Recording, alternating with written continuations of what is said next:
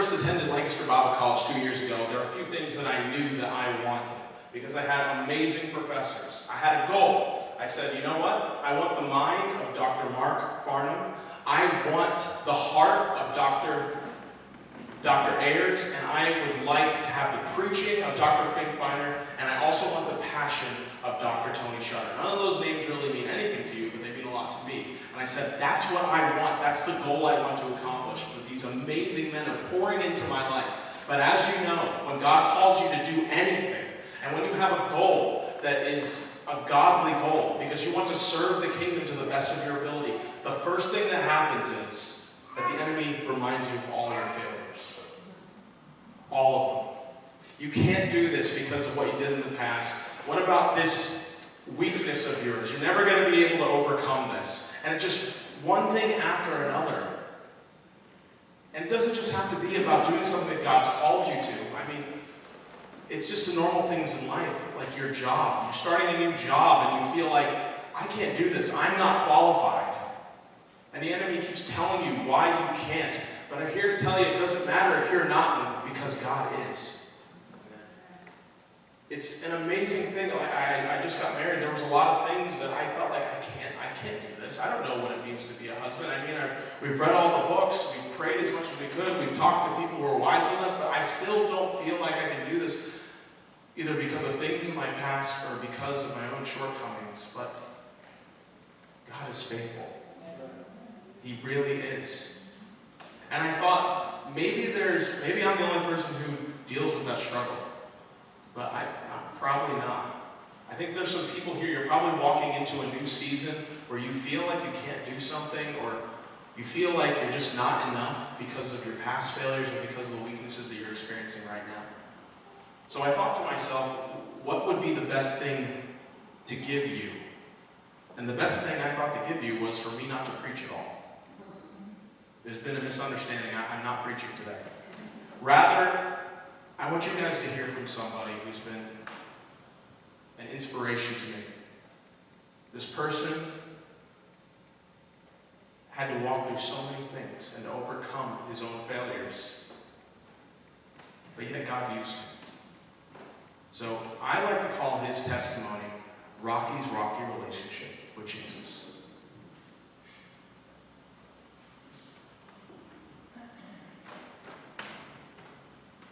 I don't have a lot of time. I've just received word that Nero's soldiers are on the way here right now. But I always like getting the opportunity to encourage fellow believers such as yourselves, and even fellow pastors. Because if you're anything like me, you may feel that there are times when you feel God can't use you because of all your failures. Have you ever felt like a failure? I know I have. I know I have. It's something I've struggled with for most of my life. In fact, I can remember many, many years ago in the village of Capernaum, my brother Andrew and I had our own fishing business that we'd inherited from Father. Oh, I can still remember the joys of being on the waters of Galilee, the smell of the sea in my nostrils, the wind at my back, and the feeling of accomplishment after catching a large haul of mutts and barbelfish. Now, I would have been content to do that forever, until one morning, when I was tending to the nets, my brother Andrew came running to me and he said, "We found the Messiah." And before I could say anything or respond to what he had said, he was already leading me away. Now it's important to remember that Andrew was following this wild man from the desert. And there were rumors all over town that this man was the Messiah, although he made it very, very clear that he was not. He was merely testifying of the one who was to come. So I didn't know what to expect or where we were going. And every time I asked Andrew, all he would say is, "Just wait and you'll see." I became irritated with him very, very quickly. I have a tendency to be a bit impatient. I said, "We don't have time for this. We have work to do, fish to catch. This better not be a waste of our time." But then, I was brought before the Master. And there was nothing distinct about his appearance whatsoever, but there was something unusual about him. We stood there in silence. I stared into his eyes, and he stared right back into mine. And though I was certain we had never met before, there was this overwhelming sense that he'd known me my entire life. And then the silence broke when he spoke. He said, "You are Simon, son of John. You shall be called Peter." Now, and that's how I got my nickname. Now, Peter's a name that means rock. I suppose in your day you might even call me Rocky. But that was my first encounter with Jesus. And from that moment forward, my life would never be the same. Now, there have been many in the past who had claimed to be the Messiah, but Jesus was different. It was not very long after our first meeting that I realized just how different he really was. In fact, I had spent the whole night fishing on the Sea of Galilee, and I had caught absolutely nothing. I was miserable, to say the least. And my fishing buddies, James and John Zebedee, hadn't caught anything either. And I remember thinking to myself, I'm such a failure. How can I even call myself a fisherman, to be out all night and to catch nothing? But then I saw Jesus. He was teaching a great multitude upon the shore, but there was a problem, you see. He was running out of room because the crowd kept pressing against him. He was running out of room. And so he jumped into my boat and began teaching the people from there. And oh, how I wish you could have heard the Master speak. Such authority, such passion, such power. It truly was a sight to behold. But when he had finished, he told me, "Go back out and let down your net." I told him about the failure of the night before, but I honored his request. I thought to myself, I'm sure that there's no fish out there. I mean, after all, Jesus was a carpenter, not a fisherman. Where would he know how to find fish anyway? But I let down my net and honored my Lord's request. And when you know it, the most amazing thing happened. You won't believe it. When I tried to pull up the net, it was so heavy that the net began to break. And as the fish poured into the boat, it began to sink. There was so much fish. Now remember, those marble fish can weigh up to 15 pounds. I just couldn't believe it. James, John, and I stood there in utter shock. And I was so overwhelmed by what had just happened and what I had witnessed that I threw myself on the pile of fish before Jesus. I said, "Depart from me, Lord, for I'm a sinful man." I knew I didn't deserve to be in the presence of someone so holy who could wrought such a miracle as this. But Jesus smiled at me and he said, "Don't be afraid. From now on, you'll be catching men." I said, "What? The Lord, the Messiah himself was giving me and my friends a job? Can you believe it? A loser like me. No longer a fisherman, but a fisher of men." And so James, John, Andrew, and I, we left everything and we followed Jesus. And soon 8 others followed him as well. And he called us and trained us as his disciples. Now there were many who followed Jesus, but we were the big 12. Yes, and when we were with him, we saw him do so many wondrous things. We saw him heal the sick. We saw him cast out demons, cause the lame to walk, the blind to see, raise the dead. But you know what's truly remarkable about the Savior? It wasn't so much the miracles that he wrought, but his compassion and his mercy. His compassion and mercy towards tax collectors and sinners, Jews, Gentiles. It didn't matter who you were. And so Jesus was very, very popular, although he had his enemies. And it seemed like everybody had an opinion about him. One night in Caesarea Philippi, Jesus asked us a question. The 12, that is. He said, "Who do people say that the Son of Man is?" And one of us, I don't remember who, said, "Well, some say John the Baptist, others Elijah, and others Jeremiah, or one of the other prophets." But then Jesus leaned in and said, "Who do you say that I am?" We didn't know what to say. And as I was contemplating the question over my own mind, I noticed that everyone was looking at me. They wanted me to give them the answer.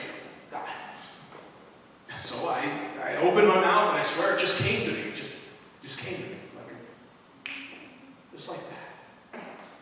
I said, "You are the Christ, the Son of the living God." And Jesus smiled once more and he said, "Blessed are you, Simon Bar-Jonah, for flesh and blood has not revealed this to you, but my Father who is in heaven. I tell you, you are Peter, and on this rock I'll build my church. Wow!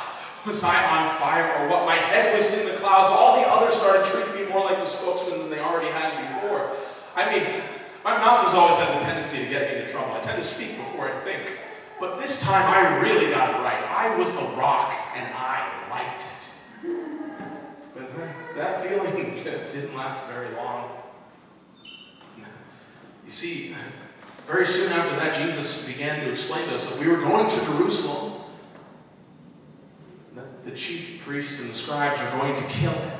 He said something about the third day, but I wasn't really listening. To be fair, none of us were. But, I mean, he's the Messiah. He can't die. He's supposed to establish his kingdom on earth. You can't do that if you're dead. And we were his right-hand men. We were going to be instrumental in building that kingdom. We were finally going to get out from the heel of the Romans, those oppressive monsters. And so I took Jesus aside and I harshly rebuked him and I said, "Far be it from you, Lord, this shall never happen to you."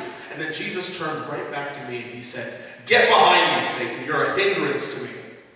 Your mind is not on the things of God, but on the things of man." What? He called me Satan? I was the rock. He was going to build his church upon me. How could he call me Satan? It was then that Jesus explained that following him meant being willing to die for him. What was I thinking? He's the Messiah. He's the Master. What right do I have to rebuke him to say what is best? That felt so terrible. It felt worse than the time we were in that terrible storm. We saw Jesus walking on the water. I asked to join him, and as I began walking towards him, I took my eyes off him. I began to sink. But don't worry, I lived because Jesus saved me. But that was a long walk back to the boat, let me tell you. He said that I lacked faith. This felt worse than that, being in the midst of that terrible storm. And so I thought, why can't I just learn to keep my dumb mouth shut? But you know what? Next time, I'll do better. Next time, I'll do better. Or so I thought.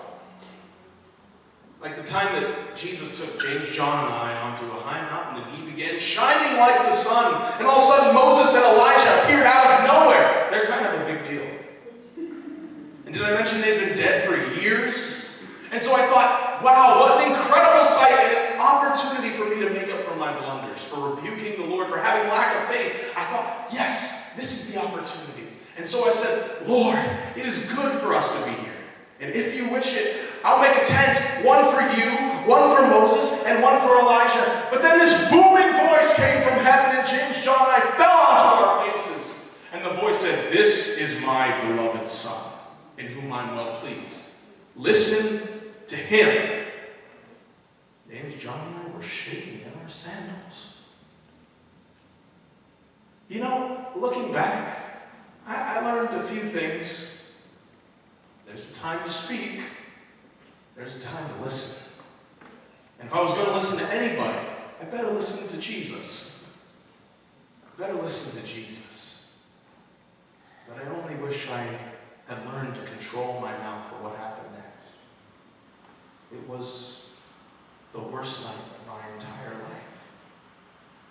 It's that night that you keep rehearsing over and over and over in the dark what you would have done differently, what you would have said differently. We were all gathered together enjoying the Passover meal, and Jesus seems more somber than usual. He said strange things like that one of us was going to betray him. And at the time, we didn't know it was Judas. Judas was one of us. He was our friend. He said other strange things like, "Where I am going, you cannot follow." I couldn't believe that he said that because we'd been with him since the beginning. I didn't know about the others, but I certainly was willing to go with him till the end. I mean, if you remember, I'm the only one who had the guts to step out of that boat into that storm. So I said to him, "Lord, I'll follow you. I'm willing to lay down my life for you." And Jesus looked at me with sorrow in his eyes. He said, "Truly I tell you, rooster will not crow till you have denied me 3 times. No. It couldn't be true. It just couldn't be true. I would never do that. And I kept thinking about what he had said over and over on the way to Gethsemane. And Jesus said that we were all going to run away, that we were all going to be scattered, that we'd all abandon him. And I thought, no. I said, they'll all fall away. I will not. And Jesus simply repeated what he said before, that truly I tell you, before the rooster crows, will deny me 3 times.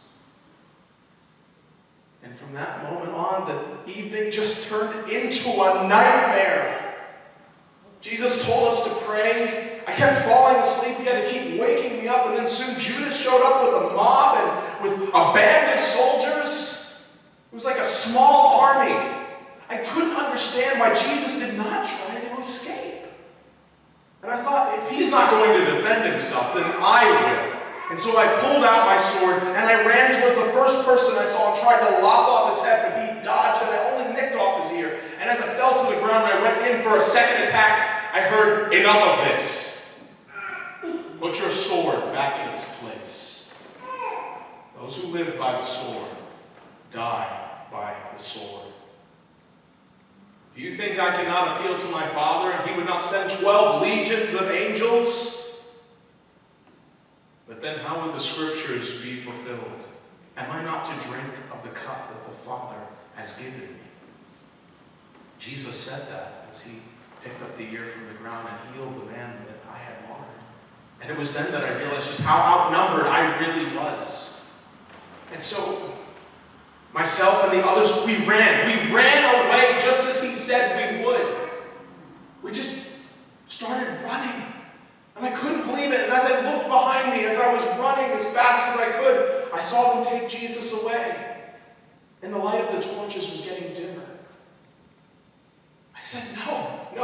I can't leave him alone. He said we'd all run away, but that's not going to happen to me. And so I followed behind at a safe distance. And Jesus was taken before the high priest and the rest of the Sanhedrin. And I warmed myself in the courtyard by the fire. And that's when things got much, much worse. A young servant girl and a few others began hurling accusations at me and harassing me. Are you not one of his disciples? I said no, but they kept pressing. I said, we saw you in the garden with him. I said no. But they kept hurling accusations. He said, of course you were with him. You come from Galilee. We can tell by your voice. I said, I swear I don't know him. And that's when a terrible sound that would haunt me forever. The rooster crowed, and it echoed throughout the entire corridor.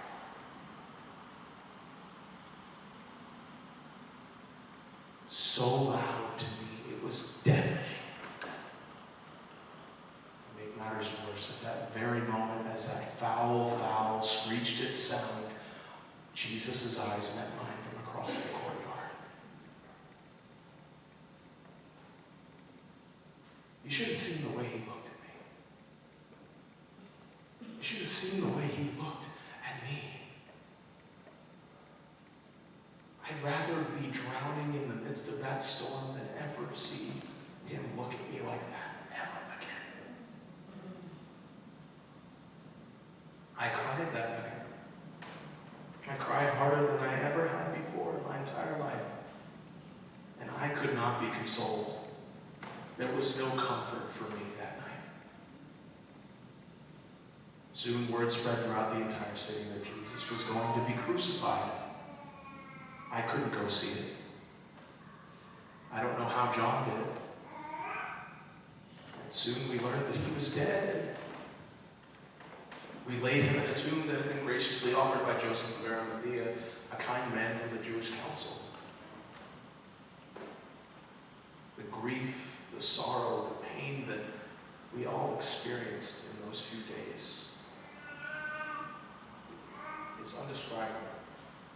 It was as if darkness had fallen and would never, ever come to light.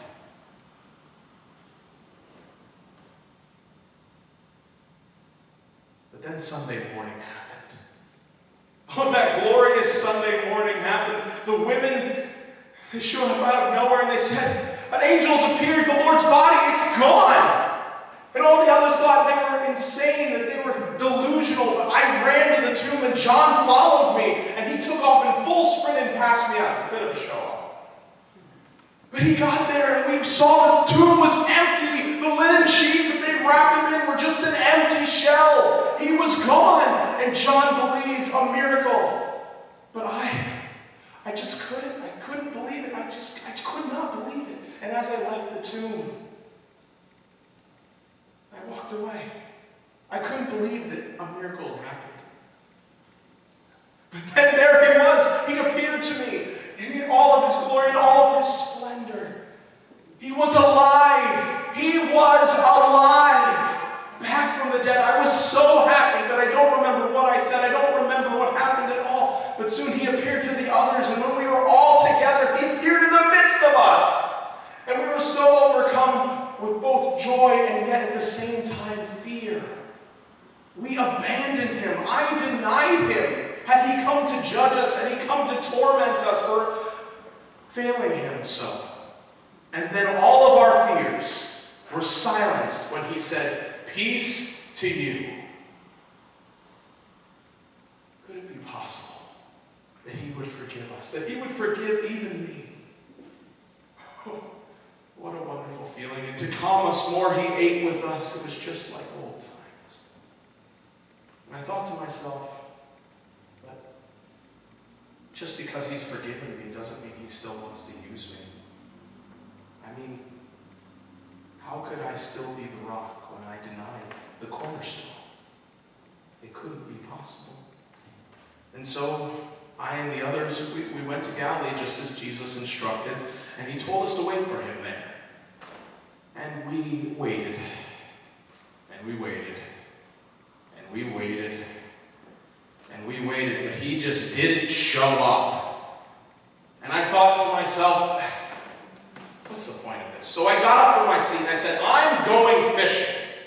And a few others followed me out, and I said, what's the point of all of this? He's not going to use us anyway. I mean, we failed him. Sure, he gave us forgiveness, but why would he want to use us anymore? I'm going back to what I know best. I'm going back to fishing.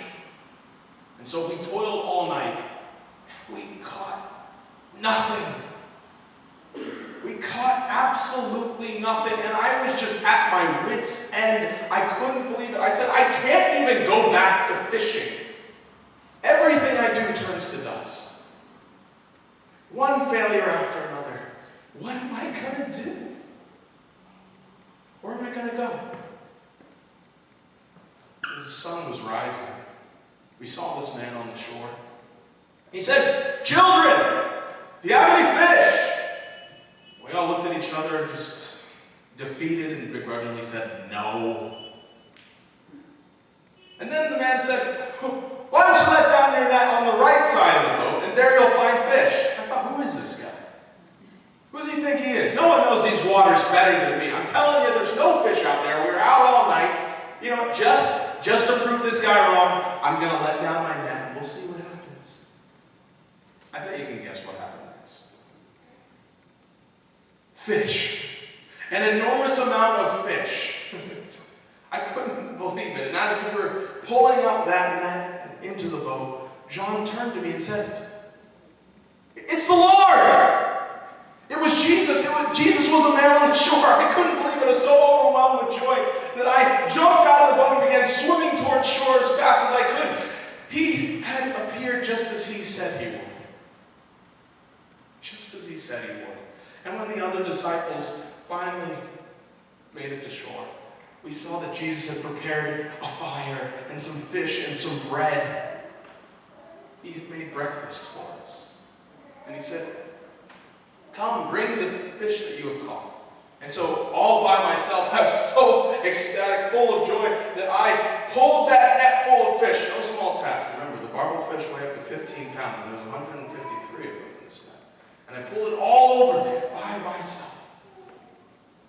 ate together.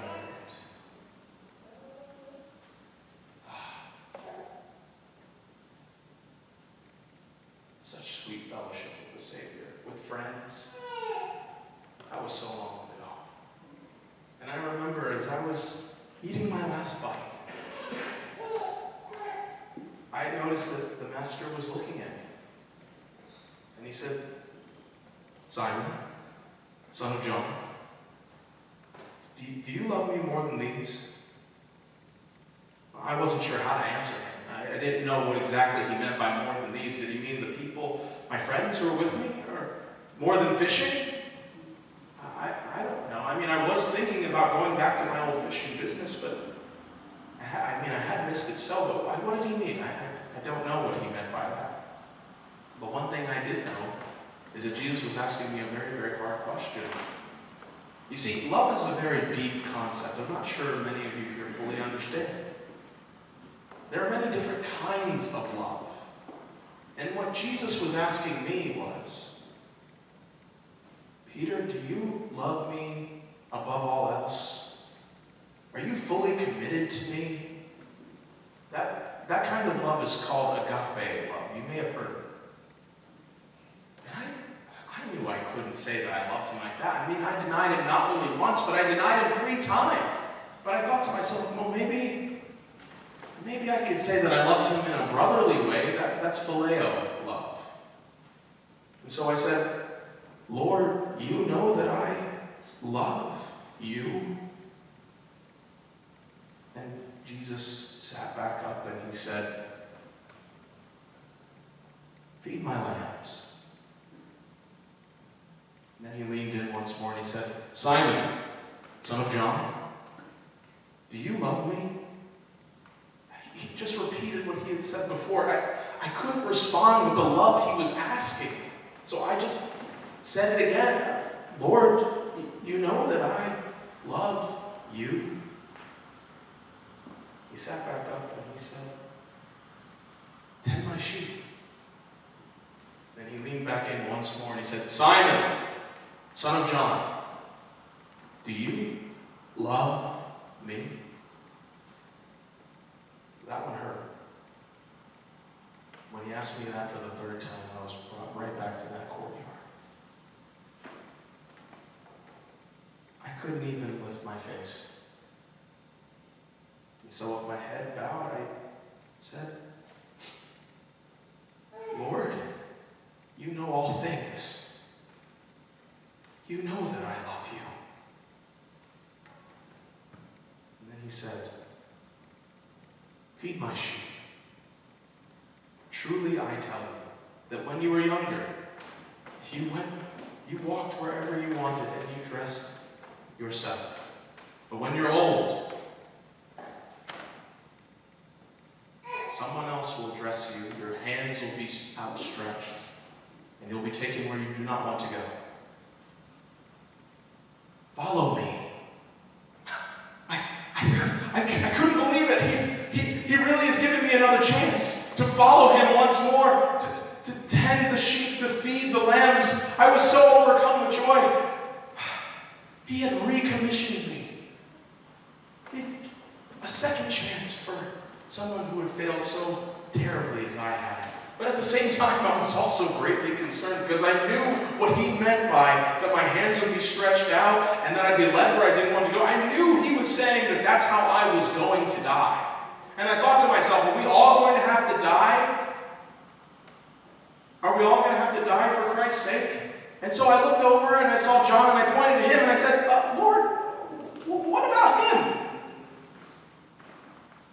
I didn't like the answer Jesus gave. He said, if it is my will for him to remain until I return, what is it to you?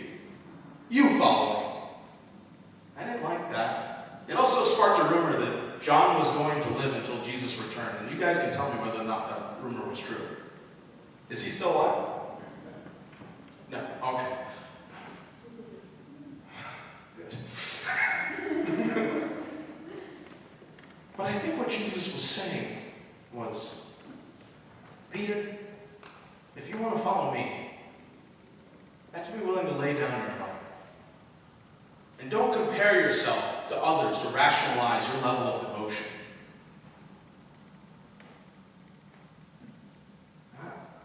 I wasn't ready to die then, but I am now. I'm not afraid anymore. I wasn't ready then, but I am now. You see, if Jesus died, bearing my sins in his body on that tree, so that I could have eternal life, so that you all here could have eternal life, and his love covers a multitude of sins, then I would gladly die for my Savior, for he gladly died for me.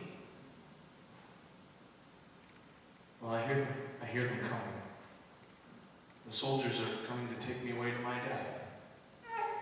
I'm ready, but before I go, there's just something I want to leave you with. I learned it 30 years ago, but so much more now. That life has taught me this. Despite our failures, Christ forgives. He restores and recommissions those who repent. He really does. It really is true. And that morning he recommissioned me when we had breakfast together will always serve as a testimony to his compassion and mercy. And I made mistakes after that point. Let me tell you, I made some terrible mistakes. But I knew that if I repented, that Christ would forgive, that he would restore, and in my case, even recommission those who repent, despite their failures. Don't forget that, brethren. There's still grace for you. There's plenty of grace for me. Well, goodbye, brethren. I'll see you on the other side.